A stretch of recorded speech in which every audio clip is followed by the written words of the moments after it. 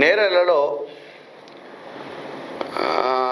దళిత సోదరులపై third degree ప్రయోగించి వాళ్ళని అక్కడి సంసారానికి పనికిరాకుండా కూడా చేసినట్టుగా అంటే అంతగానో కొట్టి తీవ్రంగా కొట్టాలని చెప్పి కూడా వార్తా కథనం రావడం జరిగింది.